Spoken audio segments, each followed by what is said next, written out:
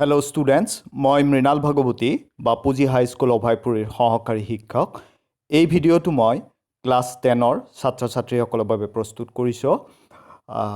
তোমালোকৰ গণিতৰ পাঠ্যপুথিৰ অনুশীলনী 6.3 যিটো আছে সেইটো কৰাৰ আগতে দুটামান উপপাদ্যৰ বিষয়ে তোমালোকে জানিব লাগিব আৰু এই উপপাদ্যকেইটা সম্পৰ্কে তোমালোকক কিছু ধাৰণা দিবলৈ এই ভিডিঅ'টো প্ৰস্তুত কৰা হৈছে।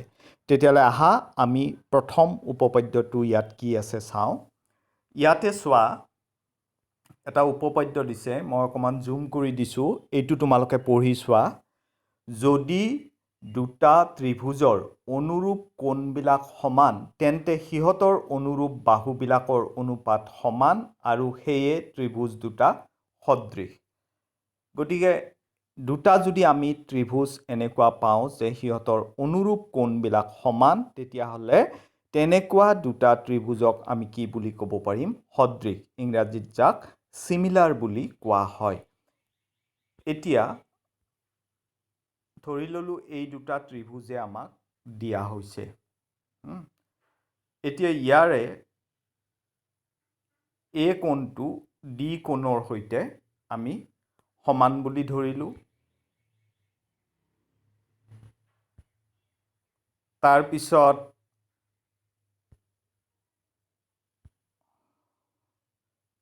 বি কোণটো ই কোণৰ সৈতে সমান বুলি ধৰিলোঁ আৰু চি কোণটো এফ কোণৰ সৈতে সমান বুলি ধৰিলোঁ।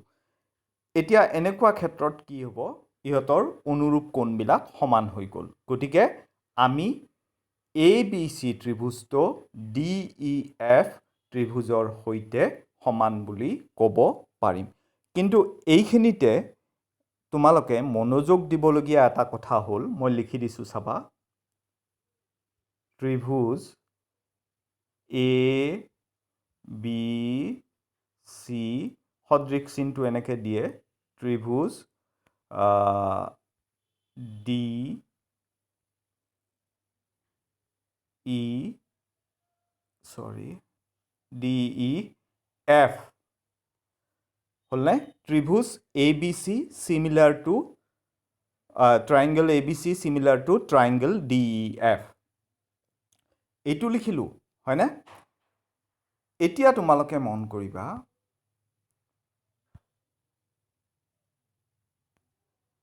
এই এ কোণৰ অনুৰূপ কোণ কোনটো? ডি। গতিকে আমি যদি এ বি চি ত্ৰিভুজৰ ক্ষেত্ৰত এটো প্ৰথমে লিখোঁ, ইয়াতে ডি ই এফ ত্ৰিভুজৰ ক্ষেত্ৰত ডি লেটাৰটো ফাৰ্ষ্টতে লিখিব লাগিব। তাৰপিছত হৈ গ'ল আমাৰ বি। গতিকে বি চিত্ৰত চাই লোৱা, সেউজীয়া দিছোঁ বিটো, আৰু ডি ই এফৰ সেউজীয়া কোণটো ই কোণটো। গতিকে বিটো ছেকেণ্ডত আছে, দ্বিতীয়ত, আৰু ইটোও ছেকেণ্ডত থাকিব লাগিব। আৰু থাৰ্ডত কি আছে? চি। চিত্ৰত চাই লোৱা, চিৰ অনুৰূপ কোণ কোনটো? এফ। গতিকে এইটো চিটো যদি থাৰ্ডত থাকে, এফটোও থাৰ্ডত থাকিব লাগিব। তোমালোকে যদি ক্ৰমটো সলনি কৰি লিখা তেতিয়াহ'লে কিন্তু নহ'ব। গম পাইছানে? ক্ৰমটো যদি সলনি কৰি লিখা তেতিয়াহ'লে নহ'ব। যেনেকুৱা ইয়াতে মই দেখুৱাই দিছোঁ, তোমালোকে ই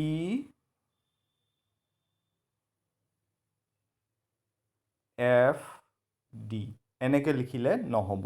কাৰণ চোৱা, এৰ অনুৰূপ কোণ ই নহয়, এৰ অনুৰূপ কোণ কি? এই এ কোণটোৰ অনুৰূপ কোণ ডি। গতিকে ইয়াতে ই লিখিব নোৱাৰিবা, ইৰ ঠাইত কি লিখিবা? ডি লিখিব লাগিব। আৰু বি লিখিছা নহয় ইয়াতে, এইটো ত্ৰিভুজত বিৰ ঠাইত বিৰ অনুৰূপ কোণটো ই, ইটো লিখিবা। তাৰপিছত ইয়াতে চি লিখিছা, 2 নম্বৰ ত্ৰিভুজটোত চিৰ অনুৰূপ কোণ কোনটো? এফ। গতিকে এফটো লিখিবা। গতিকে এনেকৈহে লিখিব লাগিব তোমালোকে। এই কথাখিনি অকণমান মন দিবা। তাৰপিছত চোৱা, এই যিটো চৰ্ত আছে, এই চৰ্তটোক আমি কি বুলি ক'ব পাৰোঁ এ সদৃশতাৰ এ চৰ্ত বুলি এতিয়া নেক্সট এই চৰ্তটোক আমি এ নকৈ পিনে এ চৰ্ত বুলিও ক'ব পাৰোঁ কিয় ক'ব পাৰোঁ গম পাইছানে কাৰণ এটা ত্ৰিভুজৰ তিনিটা কোণৰ সমষ্টি কিমান এটা ত্ৰিভুজৰ তিনিটা কোণৰ সমষ্টি হৈছে 180 ডিগ্ৰী এই কথাটো আমি সকলোৱে জানো যদি এটা ত্ৰিভুজৰ দুটা কোণ সমান হয় মই আকৌ এইটোলৈকে ঘূৰি আহিছোঁ যেনেকুৱা ইয়াত যদি এ কোণটো ডিৰ সৈতে সমান তাৰ পিছত বি কোণটো ইৰ সৈতে সমান তেতিয়াহ'লে চি কোণটো এফ কোণৰ সৈতে সমান হ'বই লাগিব কাৰণ এই এ বি চি ত্ৰিভুজটোৰ তিনিটা কোণৰ সমষ্টি অন্তঃকোণ তিনিটাৰ সমষ্টি কিমান 180 ডিগ্ৰী ঠিক একেদৰে আমাৰ ডি ই এফ এই ত্ৰিভুজটোৰো এই অন্তঃকোণ তিনিটাৰ সমষ্টি 180 ডিগ্ৰী গতিকে এ কোণটো ডিৰ সৈতে সমান বি কোণটো ইৰ সৈতে সমান এইখিনি জনাৰ পিছত আমি নিশ্চিতভাৱে ক'ব পাৰোঁ যে চি কোণটো ডি কোণৰ সৈতে সমান হ'বই গতিকে তোমালোকে যেতিয়া দুটা ত্ৰিভুজ সদৃশ দেখুৱাবলৈ যাবা তেনে ক্ষেত্ৰত তোমালোকে যদি দুটা কোণ সমান দেখুৱাব পৰা দুজোৰা কোণ তেতিয়াহ'লে তৃতীয় কোণটো নেদেখুৱালে হ'ব আৰু চৰ্তটো এ চৰ্ত বুলিও লিখিব পাৰিবা সাদৃশ্যতাৰ এ চৰ্ত বুলি লিখি দিলে হৈ যাব তিনিটা লিখাৰ প্ৰয়োজন নাই আৰু তিনিটা লিখিলেও লিখিব পাৰিবা এ বুলিও দেখুৱাব পাৰিবা আৰু এ লিখিলেও হ'ব আচ্ছা ঠিক আছে যেতিয়া আমি ইয়াৰে কিছুমান এক্সাৰসাইজ কৰিম তেতিয়া হয়তো তোমালোকৰ আৰু কথাখিনি বেছি ক্লিয়াৰ হ'ব এই মন্তব্য বুলি তোমালোকৰ কিতাপত নেক্সট পেজটোত দিয়া আছে এই কথাখিনি চাই ল'বা এতিয়া আৰু এটা উপপাদ্যলৈকে আহিছোঁ মই অকণমান এনলাৰ্জ কৰি দিছোঁ ইয়াতে কি আছে চোৱা যদি এটা ত্ৰিভুজৰ বাহুবিলাক আন এটা ত্ৰিভুজৰ বাহুবিলাকৰ সমানুপাতিক অৰ্থাৎ একে অনুপাতত থাকে তেন্তে সিহঁতৰ অনুৰূপ কোণবিলাক সমান আৰু সেয়ে ত্ৰিভুজ দুটা সদৃশ তাৰমানে এই দুটা ত্ৰিভুজ ধৰা আমাক দিয়া আছে কি ত্ৰিভুজ দিছে এ বি চি আৰু ডি ই এফ আমি যদি এনেকুৱা পালোঁ যে A B by D E equal two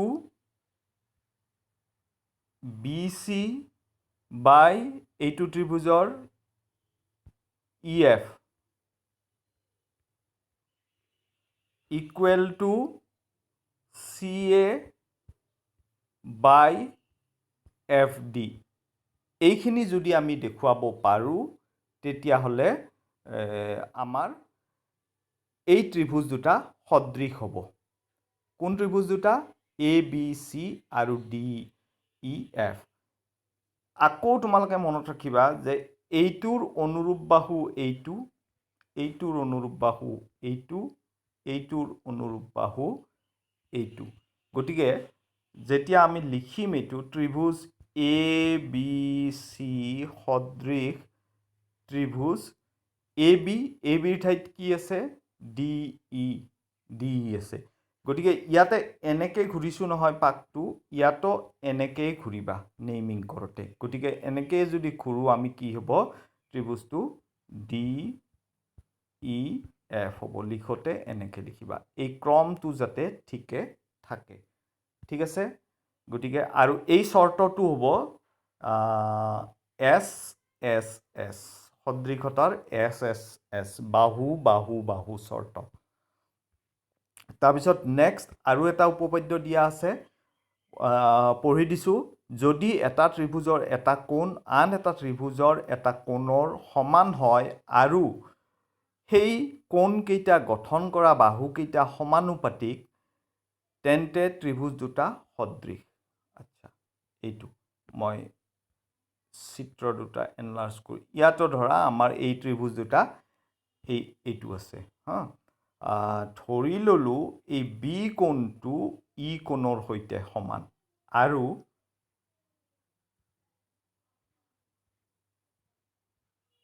আমাৰ বি কোণটো কাৰ সৈতে সমান ই কোণৰ সৈতে সমান।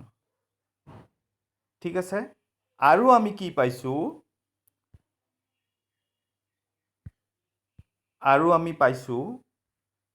যে A B by D E equal to B C by E F এইখিনি পাইছোঁ, এইটো পাইছোঁ আৰু এইটো পাইছোঁ।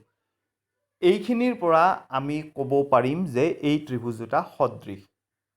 কোণ দুটা এতিয়া আৰু এটা কথা মন কৰা যে বি কোণটো কোণ দুডাল এ বি চি ত্ৰিভুজটোৰ কোণ দুডাল বাহুৱে বি কোণটো উৎপন্ন কৰিছে। এ বি চি ত্ৰিভুজটোলৈকে মন কৰা বি কোণটো কোণ দুডাল বাহুৰ মাজত সোমাই আছে। চোৱা, সেই বাহু দুডাল হৈছে এ বি আৰু বি চি। তেনেকৈ ই কোণটো কোণ দুডাল বাহুৰ মাজত সোমাই আছে ডি ই এফ ত্ৰিভুজটোলৈকে মন কৰা। তেতিয়াহ'লে তোমালোকে গম পাবা যে ই কোণটো ডি ই আৰু ই এফ বাহু দুডালে উৎপন্ন কৰিছে। গতিকে বি কোণটো উৎপন্ন কৰা বাহু দুডাল আৰু ই কোণটো উৎপন্ন কৰা বাহু দুডাল ইয়াত আছেনে নাই চোৱা। এই অনুপাতটো য'ত দেখুৱাইছোঁ ইয়াতে, হয়নে? গতিকে এই কথাখিনিয়ে ইয়াতে কৈছে হা।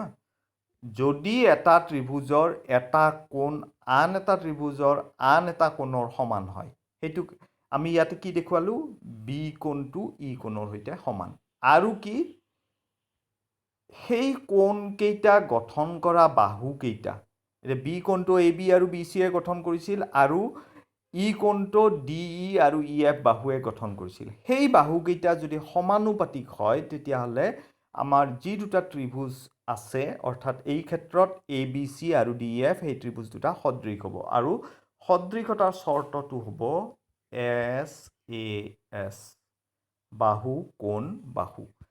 এই তিনিটা চৰ্তৰ বিষয়ে তোমালোকে জানিব লাগিব। জানিলে তুমি এই তোমালোকে এই অনুশীলনীৰ তোৰ যিবিলাক আমাৰ জ্যামিতিক সমস্যা দিয়া আছে সেইবিলাকৰ সমাধান কৰিবলৈ সক্ষম হ'বা। ইয়াৰ পিছত আমি এই অনুশীলনীটোৰ হাত দিম। তাৰ আগতে এই কথাখিনি তোমালোকে ক্লিয়াৰ কৰি ল'বা। ভিডিঅ'টো চোৱাৰ বাবে তোমালোক আটাইলৈকে ধন্যবাদ জনাই মোৰ আজিৰ ভিডিঅ' মই ইয়াতে সামৰিছোঁ।